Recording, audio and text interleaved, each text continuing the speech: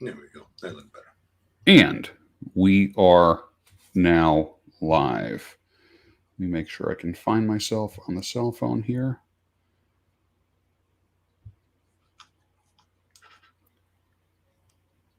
And there we are. Bodybuilding and finding a wife. Wow. Put that in there as a title. And the picture for the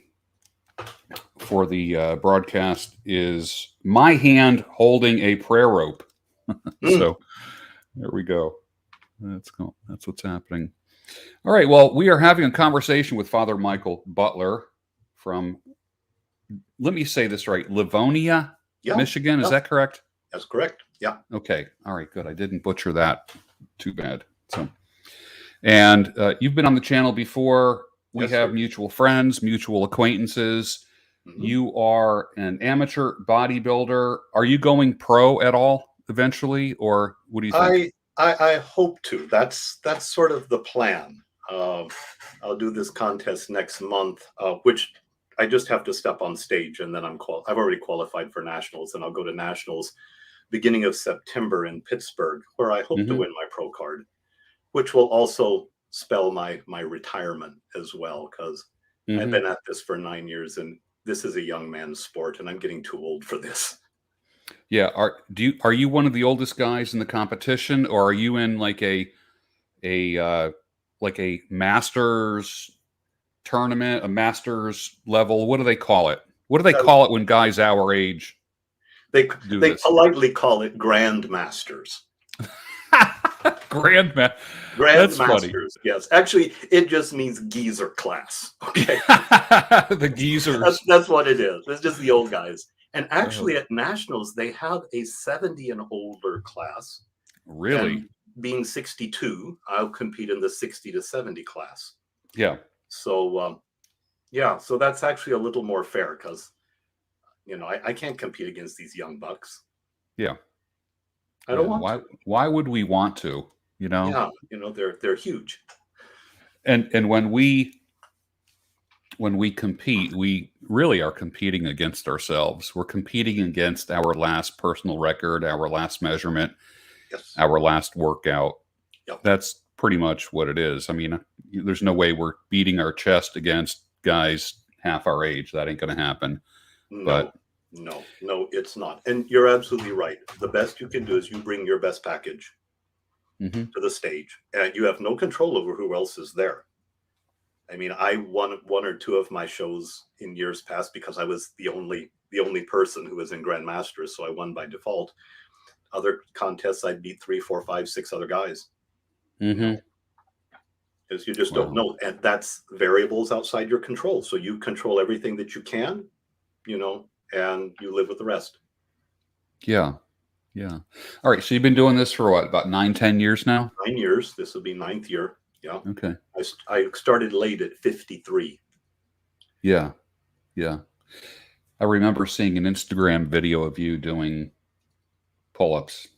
Oh, I don't know, like 20 pull-ups, just defying gravity. I used to be like that, and I'm having a hard time with it, although I'm doing better than I was. Okay. And I'm still using the resistance bands, and I still have a lot of people telling me, stick with the resistance bands. As you get older, you're going to find it just, they're good for your shoulders. And I find that it's not so much my lack of strength, but the pain in my right shoulder that really keeps me from flying up and down. So, it's my left shoulder, but that's largely why this is the last year for this.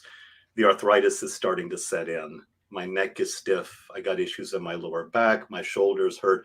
My knees, Lord, I've got like chronic quad tendonitis in both knees. It just hurts to get up out of a chair, much less try to squat. I get tired of hurting all the time. Yeah. But I committed to go through September, so that's what I'm going to do. I'm going to keep my word to myself and do the best I can, and we'll see what happens. Imagine if you weren't lifting and weren't training, and right now you're optimizing your life by training. So if you weren't training, you might have some more pain and some more issues. That's true. Yeah. That's true. Yeah, and I figure after the competition is over in September, I'm just going to revise everything, do more cardio than I typically do off season, maybe find some good stretching program, maybe find a Pilates program or something, or Hmm. get into a yoga class and just focus more on mobility and Right. those things that make for quality of life, just so I can move and do what I want to do. Sure. Sure. All right. So let's do a proper introduction here. I'm speaking with Father Michael Butler. He is a Orthodox priest in Livonia, Michigan, and he is also a amateur bodybuilder, moving towards pro. And I believe you and I are about the same age, Mhm. 62, 63 years old. Yeah, So yeah. there's some similarities there. Both have a ridiculous amount of academic background, degrees, and all that kind of stuff. And it was fun while it lasted. And Yeah, you know, all of that and 289 gets me coffee at Panera's. yeah, I was gonna say I still have to pay for my coffee and Yep. but that's just what we did as academics and professionals. That's what we did. Mhm. That was the way we operated. Um, you've been at this particular parish for how long? 8.5 years. 8.5 years. Okay. Previously I was in Cleveland for my sins for about 15 years. So, Right. Right. but I atoned. Yeah. So Yeah. before that, I was in another town here in Jackson. I've been a priest 28 years now. Okay. Now, you also are planning on retiring in the next couple years, or when are you going to retire? That's kind of my fond hope. Um, I don't have a set date for that. I mean, I can begin to draw my pension at the beginning of 2026. So Hmm. that's sort of the pretend date. Um, Hmm. the issue is that the older I get, I find, see the beginnings of cognitive decline just a little Hmm. bit. And I don't want to be, that old priest who's the bottleneck to the growth and progress of my church. Sure. Uh, and it continues to grow. We do very well here. Lots of young men coming to the church, which is very gratifying for me. But I've also been developing my men's work, and I would really like to do more coaching, small groups, one on Yeah. one. I'd Hmm. like to take all of that academic training that I had decades ago. I'd love to be able to do retreats, Yep. religious retreats and men's retreats here and Beautiful. there. And you can't do that when you work weekends. So I'm kind of hoping something will work out to where I can give up full-time parish ministry Right. and free up a little bit of time to do some other things. We'll see Right. what happens. The Right. bishop may nix it all anyway. So, when you're beholden to authority, you say yes, sir. Yeah. Yeah. The well, with all the academic stuff that you've done in your life, the physical training and such, I mean, you are quite equipped. And then when you speak cognitive decline, I know you're not talking real harsh. I know as a former clinician, when I talk cognitive decline, it means a completely different thing. But I know what you mean when you say it because Yeah. I find it like some lag time. Someone asks me a Lag time. question. Yeah. This one, where are my glasses? Yeah, the You know, glasses are on your head. Yeah, Yeah. why did I come into the room? What am I, to milk, milk, milk when I go to the kitchen? And Yeah. especially if I'm tired, the loss of words and Yeah. sort of the mild syncope is just, Yeah. And I think that's normal. I think that's all very yeah, normal. I think it is too, but Yeah. still I notice it, and sort of having spent so much of my time doing mental work, Hmm. I find it just a little more alarming when stuff like that starts happening, because then you wonder, Sure. what did I miss? Yeah. What am I not catching if I'm catching this? So Sure. All right. Well, let's talk about your training routine, and mhm. then we're going to talk about marriage and finding a wife in the last few minutes there. But tell me about your training routine. I know you and I were, we work out on a regular basis. Mhm. We both feel that It's manly and masculine, and it's imperative that we keep ourselves strong and fast. We both do that. It gives us less fear, more confidence. Oh, yeah. Our clothes fit us better. You know, as they say, clothing makes the man, but muscles make the clothes. Yeah. And there's a big difference. Now, what's the difference between your body now and your body 9 years ago? I lost 40 pounds of fat. I went from a 40-inch waist to a 32. Mm-hmm. I went from 23% body fat to 8. Mm-hmm. My blood pressure, which was borderline critical, normalized. My cholesterol normalized. My triglycerides, which were 3 times normal, normalized. So I got off meds for cholesterol and all. And I haven't had a whiff of depression in years. Mm-hmm. And the odd thing, when I first began losing the weight, I'd lost about 20 pounds. And the oddest thing happened. The women in my parish quit giving me so much shit, and I started getting more respect from the men. Oh, and interesting. That was not a function of the weight loss itself, because being Orthodox, I wear a cassock, which is a floral length black dress that hides everything. Yeah. Mm-hmm. It was the change in mindset. Mm-hmm. It was the confidence that I was accomplishing a goal that I always wanted to do. I was the fat kid. Yeah. And I was the middle-aged man in the gym who was always on the elliptical and never lost any weight and was pumping iron and never got any stronger. Mm-hmm. Until finally I decided, I told my wife, I regretted not getting into shape when I was 20, 30, 40, and 50. I want to regret something else when I'm 60 years old. Yeah. And I got an online coach with one of those 12-week transformation programs. Mm-hmm. And I had no idea. I was not eating adequately. And I Mm-hmm. tripled the amount of protein I was eating. And that began to make all the difference in the world. And the muscles started going on. The fat started coming off. And as you know, the initial benefits of working out are not physical.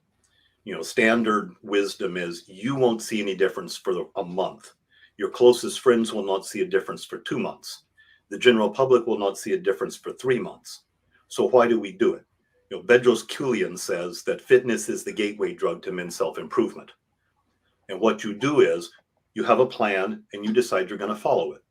Mm-hmm. And then you stick to the plan, and then you get up and you work out every morning, even when you don't feel like it. So you learn delayed gratification. You learn Mm-hmm. to trust your body. You learn to do difficult things.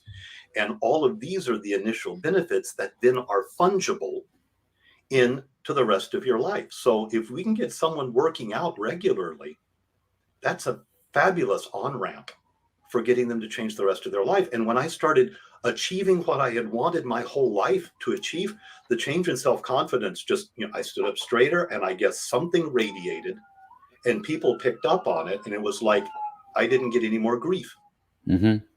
Had I known that, I might have done this decades ago and saved myself a lot of trouble. Yeah. You know? Yeah. But that's it. And so it continues, it continues to pay dividends like that. Again, my health is remarkably improved, and the witness that I give for, not being a traditionally built Orthodox priest, which is sort of portly and, and scruffy and all, has, had significant impact on some of the lives of some of my parishioners. I have 2 men in my parish who each lost over 100 pounds because of my witness. And I had a 73-year-old grandma who started up at Planet Fitness a couple of years ago because of my witness, and it helped her to stave off the depression after her husband died. And so you start realizing all of these little ways that, simply taking good care of yourself to where you can be better available to others and live your life better and put yourself out there, have significant payoffs in other ways. So I'm always amazed, at the results that that have come, the non-traditional, if you will, results that that have come from me just taking care of myself. Explain now. There are people, like when you say witness, I know what you mean, but there are people in the audience that don't necessarily know what that means. Explain the concept of being a witness in the context that you were speaking of. Yeah, it means that by simply doing what I do and being visible, and not simply hiding myself. Well, it's kind of hard to hide yourself physically, when you've lost 40 pounds. People notice, Hmm. and the change in your shape and all. Oh, Hmm. Father, you look so gaunt. You look so malnourished. Have something to eat. Yeah. Yeah. Teach my congregations not to feed me. Right. I was successful at that. Um, but simply to put yourself out there and allow people to see the results of the change and what you're doing. Yeah, occasionally you get the haters, or the people who are jealous or envious, but someone will say, wow, look at that old geezer. Look what he did. Hmm. I could do the same thing. So, like you mentioned earlier, the little video I had posted, yeah, there was 20 pull-ups, and I stopped there because I got bored doing it. I could have done more. So when I was recording that, there were two young bucks in the next squat rack over who were just starting up to squat. And so there I am pulling myself up. I get to 6, 7, 8, and one of them sort of does this double take. And then I get 11, 12, 13, 14, 15. The other one does a double take too. And they're both watching me do this. And so afterwards, I drop down. And this is the way it always happens. It's funny. One of them comes over to me and says, excuse me, sir. And they all, you're old when the gym bros call you sir. Yeah. Okay? Just get, Yeah. so, excuse me, sir, but could I ask how old you are? That's always the first question. Hmm. How old do you think I am? 55.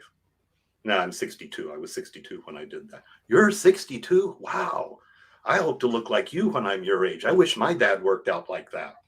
He can Yeah. barely move. He doesn't get off the couch and stuff like that. Yeah. And you realize that, it doesn't take that much. As you say, just work out 3 days a week and watch your diet a little bit, and you can retain kind of remarkable stuff. Yeah. And it'll change your life, and it will affect the people around you, because they will see what you do, and then they'll either poo you, or they'll want to change their lives as well. And when you Right. find out a little later on that somebody else did something remarkable because of what you did, man, that's a great feeling.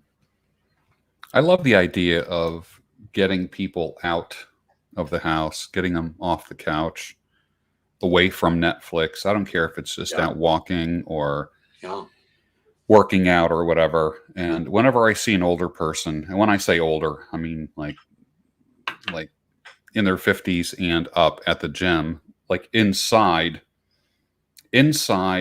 my attitude is good for you, man. Good for you. When I see somebody walking with that post-stroke limp and kind of like the hanging arm yeah. at the gym, I'm like, go. Just like inside, I'm just like I don't want to bring any attention to them by approaching them and saying something, but man, I am just like their cheerleader. I'm just Oh, like, yeah.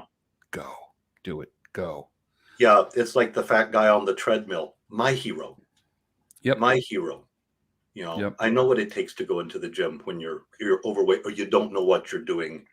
Right. That first time, and you're scared and you're ignorant, and yes, the gym intimidation, suppose, factor is there. Yeah. But anybody who can overcome that and try to improve their life, my hero. Yep. Absolutely. All right, let's get down to some numbers here. I think you and I are about the same height and weight, something like that. I think we're pretty similar, but go ahead, give the stats.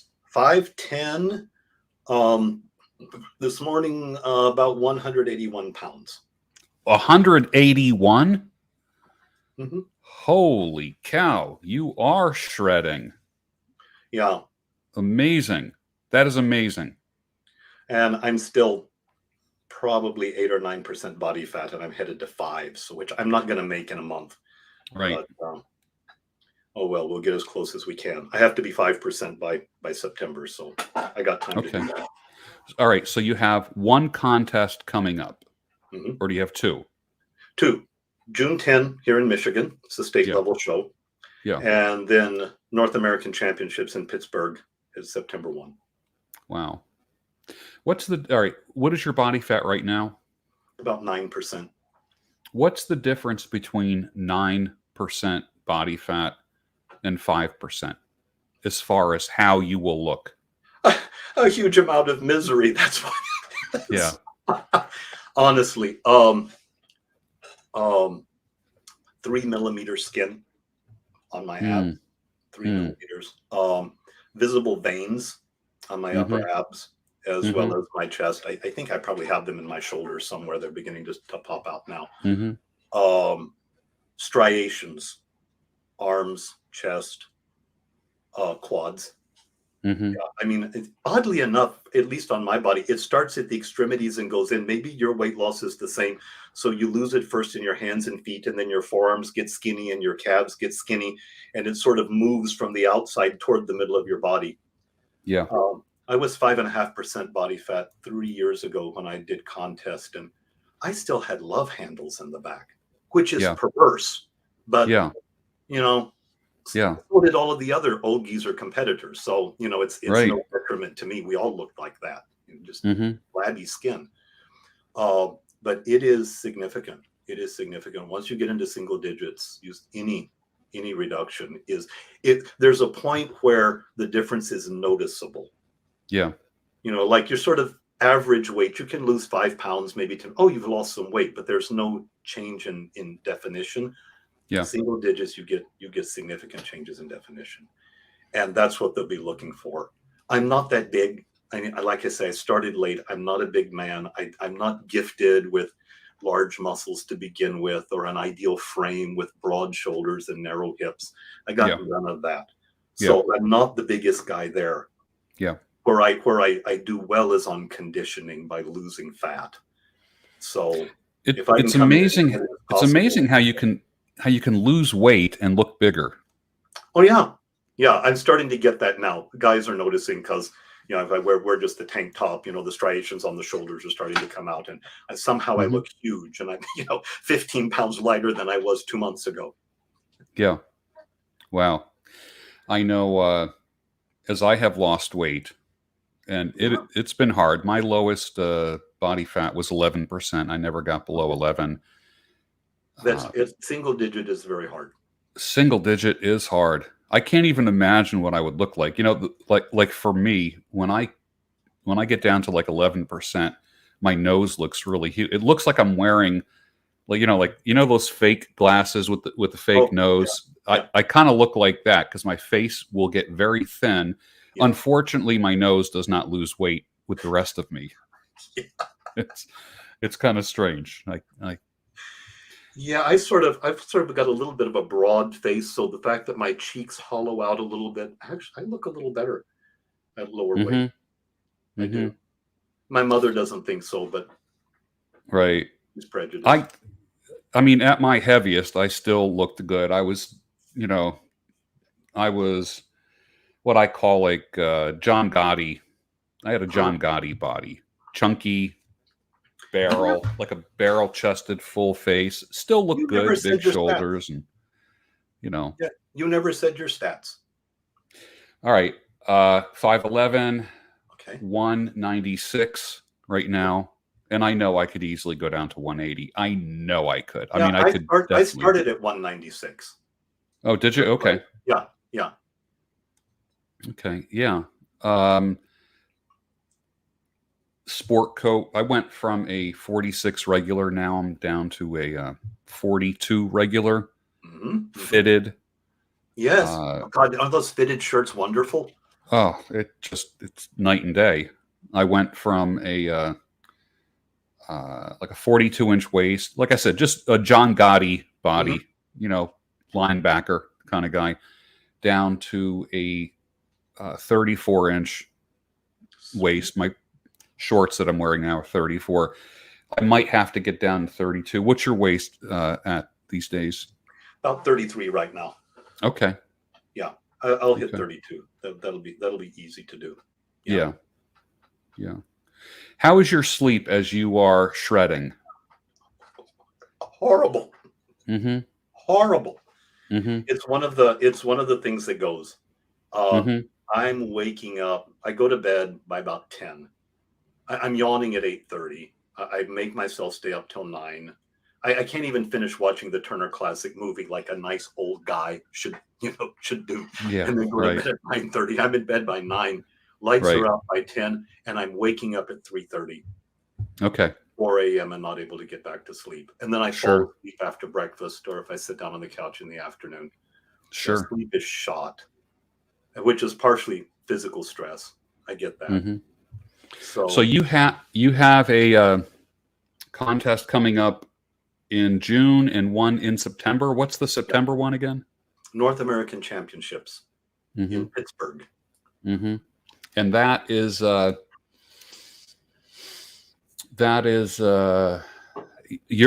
what are the category? What is the category that you're in? Is it the same with the one in Michigan and the one in Pittsburgh? Are they the same age categories similar. or? Yeah, for the state level show, there's just one Grandmasters category, and that's for everybody over 50. So if anybody 50 shows up, I got to deal with somebody 12 years younger than me, which is probably not going to be real pretty. Right. But at the national level, because it's huge, I think when I was there 2 years ago, they had 1,700 competitors. Wow. And so they slice us and dice us pretty finely. So 60 and over will be my category. And there are weight classes for them because there were 20 of us. So they had, lightweight, middleweight, which is where I was, light, heavy, and heavyweight categories. Yeah. And I competed in both bodybuilding and what they call classic physique. What's the difference between the two? It's more for the younger guys. Classic physique has a more aesthetic, lighter build, whereas the bodybuilders tend to go for just sheer size and mass. Yeah. So, those absolutely monstrously huge guys will do bodybuilding, but they would do poorly in classic physique. It's supposed to be a harkening back to the classic days of Arnold and Franco and Frank Zane in the 80s, with that, clearer lines and better proportions and all of that. Sure. And it's a lovely category. It's also a lot more attainable, and it doesn't freak people out like some of those, size monsters do. Yeah. I grew up reading Muscular Development, and sure, I had all of those.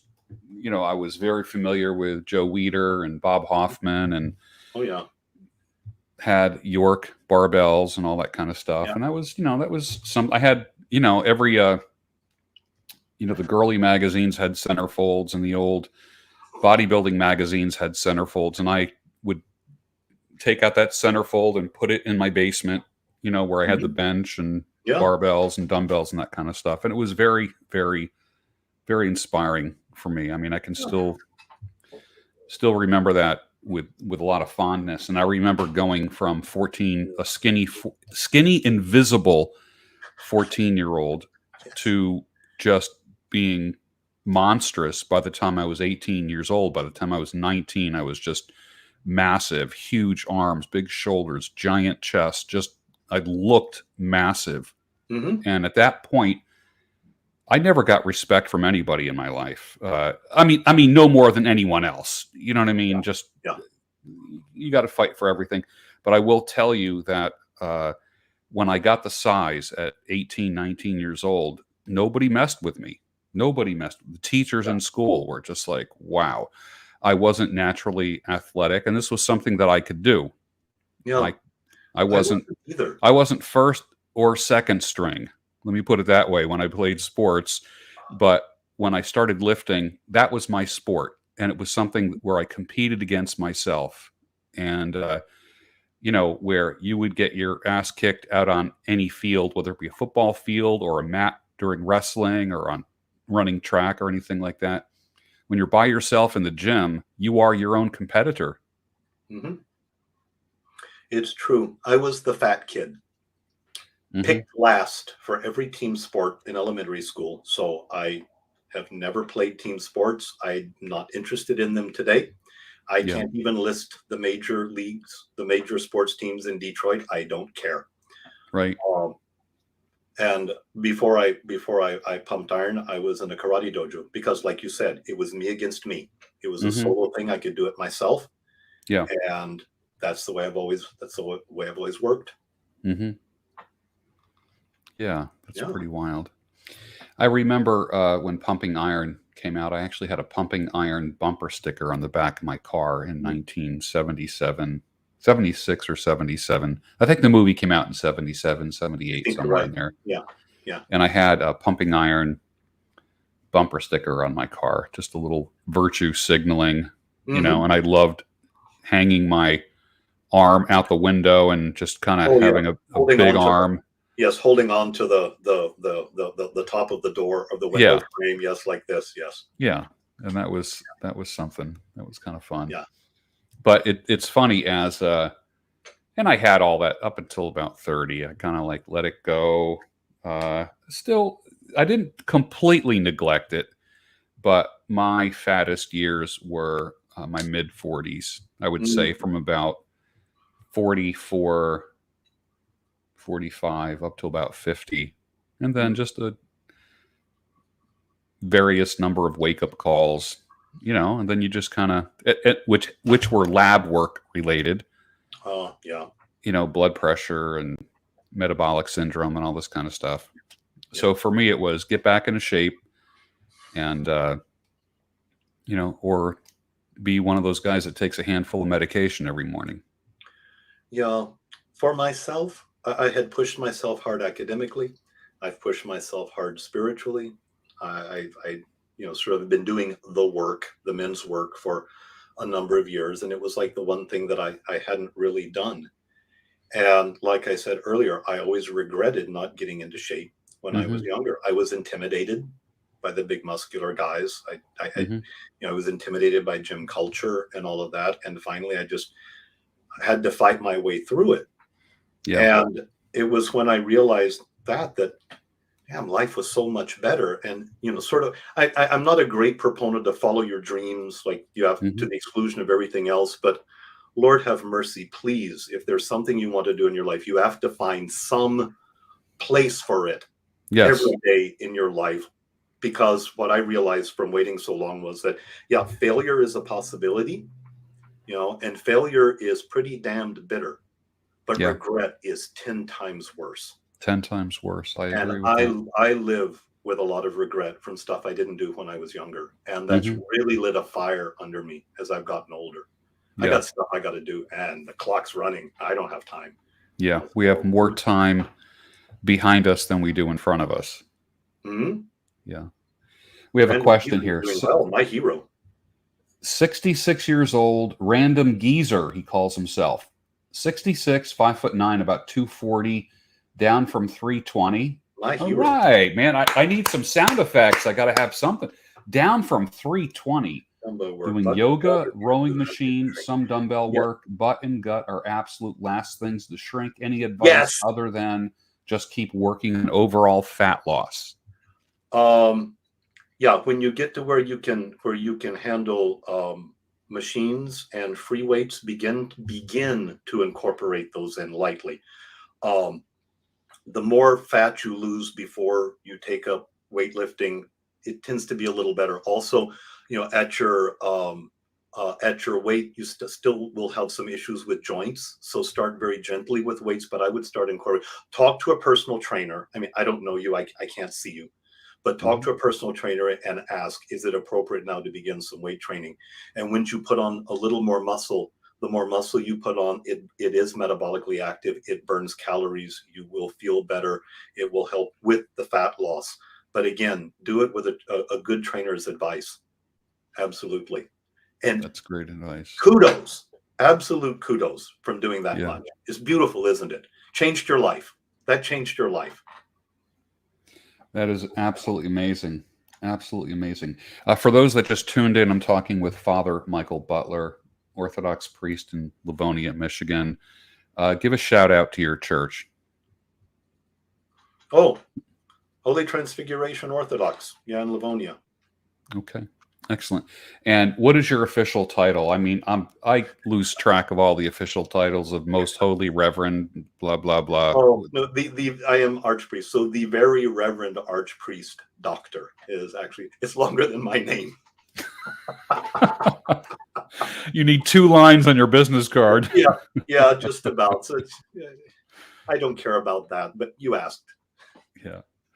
All right. Let's dive into posing routines. I love posing. It's one of my favorite things to do. Even when I was skinny, I would still have a posing routine. I love the fluid stuff.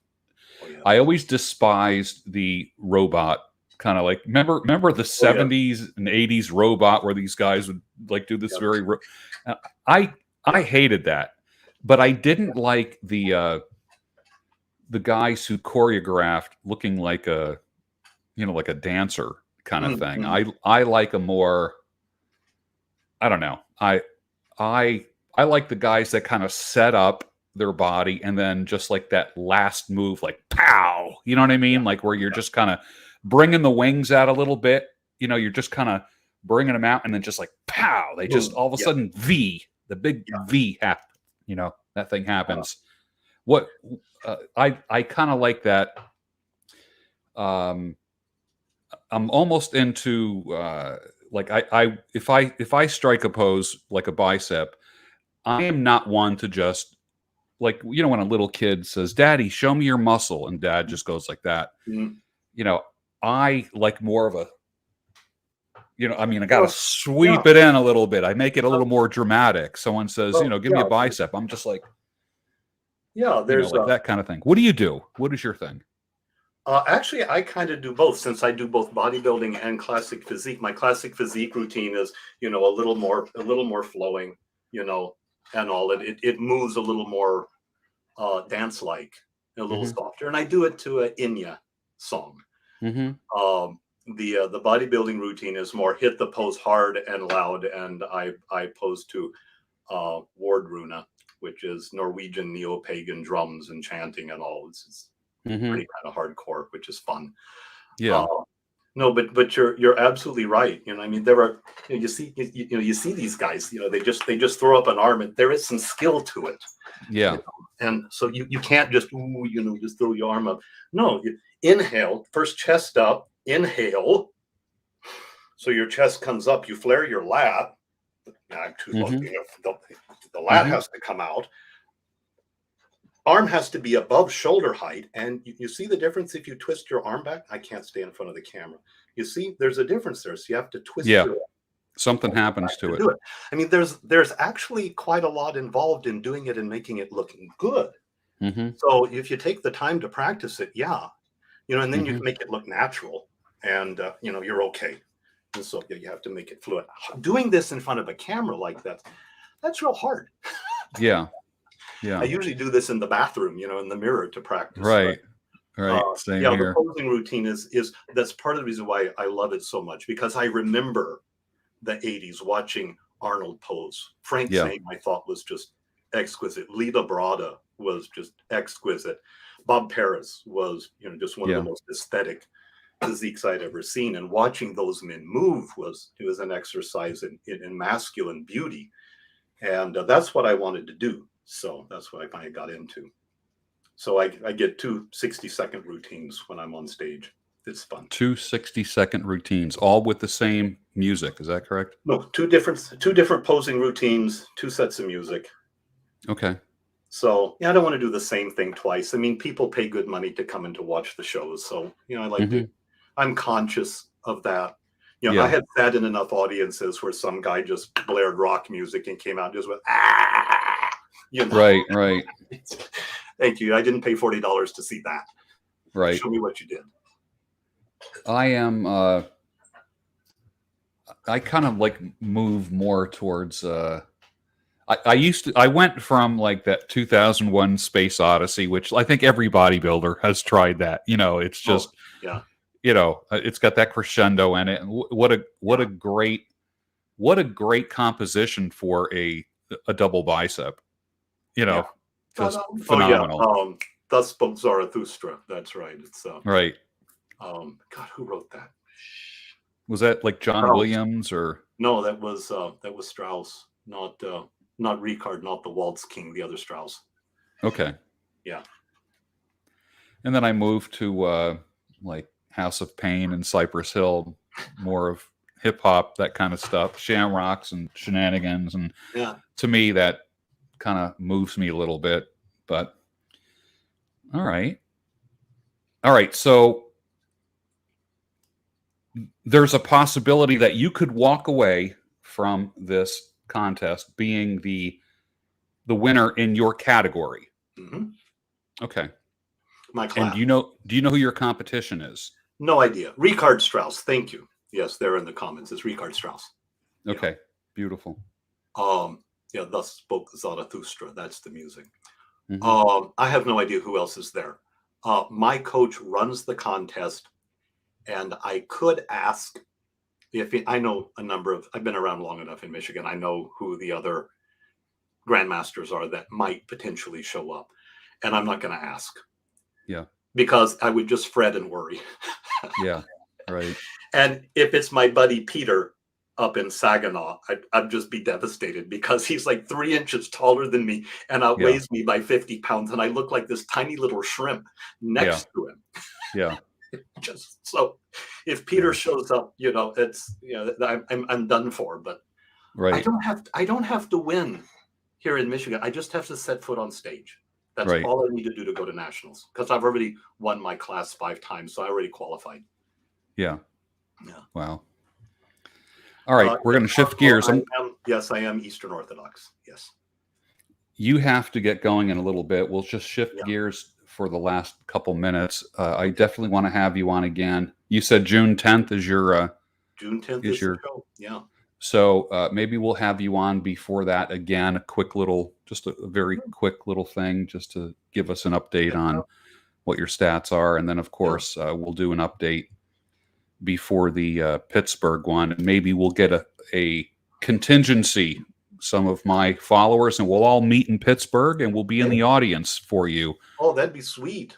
That would be a lot of fun. I would love to have a meetup, and that would be pretty cool. We could do a meetup in Pittsburgh. The weekend. Actually, I think my shows are the last 2 days in August. It'd be like Wednesday, August 30th, Thursday, August 31st. And then my son's coming in and his wife are coming in from Philly. So we were planning on staying the whole weekend. I'd love to do a meetup. That would be so sweet. Perfect. And I have a lot of followers in Ohio, West Virginia, west of the Susquehanna, Erie, the western tier of New York. So I think a lot of people could show up. I think that would be pretty cool. Last question. Yeah. Marriage. How does a guy find a wife in this day and age? One fella that I really like said something that I didn't like. And he said, find a woman that doesn't believe in divorce. Boy, that sounds idealistic. Yeah. How do you talk to men who want to be married? What I've been saying to men is basically this. First, thank God I'm my age, and I've been married 38 years, and I am not in the dating market. I feel for you guys. I really do. And again, like I said earlier with regards to contests, what are the variables you can control? You are the only variable that you can control. So, bro, what do you bring to the table? What do you bring? What do you offer to a woman? And what are women actually looking for? Because we tend to project on women what we want. So we think, oh, I've got to be drop dead gorgeous, because men value physical beauty in women. It's like one of the highest things that we value. We think that women value that in men, and they don't. Yeah, they care what we look like, but are we stable? Do we have a decent personality? Can we provide? Even if we're young and maybe we're a nice boy and we got potential, but do we at least have some kind of a job and some possibility for being able to provide later on? And so really all of those kind of fundamental foundational skills of just basically taking care of your health, doing what Uncle Jordan says, and making your bed and keeping your car clean and that sort of stuff, working for a decent job, or getting a good education, and sort of being willing to go out and to talk to people, even outcome independence, which we learned from sort of the manosphere. Just be willing to talk to everybody, have a little bit of a personality. You don't have to be the class clown or the life of the party, but at least be willing to talk to people, and so these basically, so that when the opportunity presents, or when, an available woman happens to walk into your life, you're not scrambling to pull yourself together, and you're not putting her way up on a pedestal either, because you're already up there yourself. Yeah. And the problem with putting women on a pedestal is that you're down here and she's up there, and she doesn't want to look down at the guy she's dating. So make sure you're the best version of yourself. Great advice. At whatever age, that may be. That looks different if you're 23 than when you're 33. Absolutely. But be the And when best you're man 63. Or at 63, yes. That's right. Well, we can actually have a whole separate session talking about that sometime. I'm sure you've counseled and guided and coached a lot of men in this area, and that's something that that we would like to hear more about. Yeah. Well, I have 96% of my watching audience is men. I have 212,000 subscribers. And guys want they want answers to these questions. And the answer isn't always go out and get laid. I was a playboy for decades, and I will tell you, it does get old. Now I'm a 63-year-old incel who wants to be married. Yeah. Talk about, different ends of the spectrum. Yeah. So forgive me, George. I do have another commitment at the top of the hour.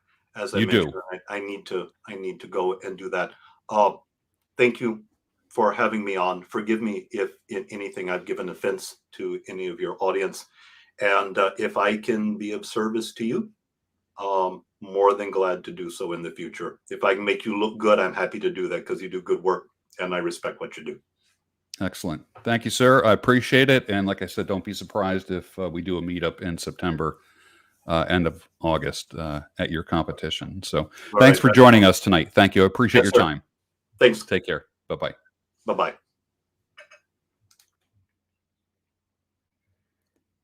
So there we have it. Father Michael Butler from Holy Transfiguration Eastern Orthodox Church in Livonia, Michigan. I will stay on for a little bit. That was a good interview. He and I are about the same stats, same height, same build, pretty much. He is in the middle, well, almost towards the end of a shred right now. He's going to be competing in June. He is normally about my weight and height. He is now 181 pounds. I cannot imagine myself at 181 pounds. I like myself at 196. At 181, I just can't imagine how I would look. Literally, I know I would look like I'm wearing those fake, the glasses with the fake nose, because, when you lose that kind of weight, your face loses weight, but your nose stays the same, unfortunately. So I remember someone saying to me at one time, your nose looks bigger. That made me laugh. That was the first time I realized that as I shrink, my nose stays the same. It's actually not getting bigger. It's my face getting smaller. So, and also too, when I shave the beard, I look thinner. When I have a full white beard, it makes me look a little bit huskier. So, but how cool would that be to go to Pittsburgh to throw a little love and support towards Father Michael Butler as he steps on stage in the Grand Master. So let's talk about that. I'm going to be in Charlotte October 14th, speaking at a conference down there. But the Nationals in Pittsburgh, there's many of us, many of you that live throughout Pennsylvania, the western tier of New York, West Virginia, Ohio. We could all kind of converge in the Pittsburgh area, attend the bodybuilding competition of Father Michael Butler as he kicks some booty. He is 63 years old and kicking ass. He's not going down easily. And I love that. And, just like anybody who, think about it, just like anyone who doesn't play sports, like I played sports in high school. When I left high school, I stopped. I don't follow sports on TV. You'll never see me watching sports on television. The reason being is if I can't play them, why do I want to watch other people doing it? I'm just not interested in watching other people running around a field if I can't play it. So that's when I stopped watching sports, is when I stopped playing. But also, when it comes to weightlifting and bodybuilding, I have been my own biggest competition. The mirror is my competition. And if you watched my video from the weekend, the body's getting back into shape and it feels good and I'm getting healthy again. And or getting where I should be. That's all I want. What I'm looking for more than anything is longevity, and not having to have anyone do things for me. I like what Dr. Andrew Weil says. The proper way to get old is to you live a long, productive life, and then rapidly succumb. What did he say? No, he said, then succumb to the rapid onset of age-related conditions, which is what we all heard about when we were growing up. Every single one of you, when you were a kid, you would say to your mom or dad, so what did Uncle so-and-so die of? And they would say, oh, they died of old age. When was the last time you heard of anyone dying of old age? That's what dying of old age is. Now everybody dies from diseases, right? By the time, like when you get old, your body just wears out, kind of falls apart, wears out, and then you die in your sleep. Fall asleep. It's not painful. You fall asleep. So that's pretty cool. And my goal is to, die in my sleep and like my grandfather, not like the 3 people in the back seat of his car. Remember that joke? I always thought that was a pretty funny joke. But maybe meet in Pittsburgh, and everyone stay at a hotel. We'll find a normal, nice, clean hotel. Everyone stay there for the weekend, a couple nights, and we all go to the competition, and we become his cheering squad. And then later that night, have a meetup, meet for dinner somewhere at a steakhouse or something, and practice what we preach, and eating ribeye and strip steaks and all that kind of stuff. Yeah. So he's always willing to come on the channel, and he and I have developed a good relationship over the years. And the last question I asked him was, how do you get married?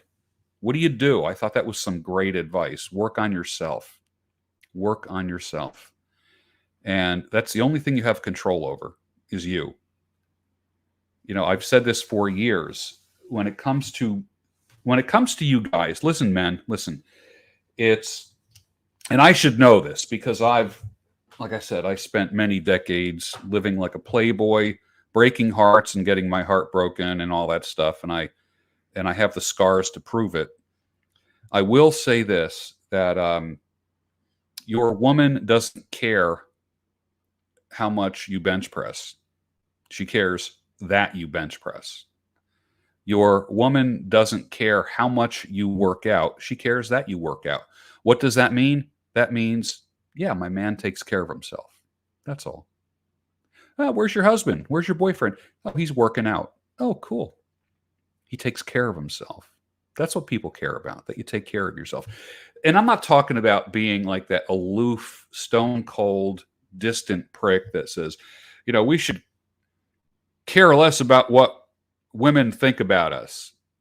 Okay. I mean, I don't want to go on the offensive and be an asshole on purpose towards anybody, including women. Not interested in that. But what I would rather be, and what I would rather see you be, is to be a considerate person and be a person that's always growing at all times. At all times. Any last questions before we end the night?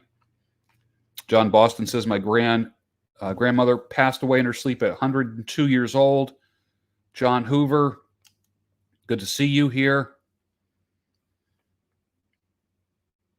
John Boston says a woman lost 100 pounds and her nose was huge. Isn't that the truth?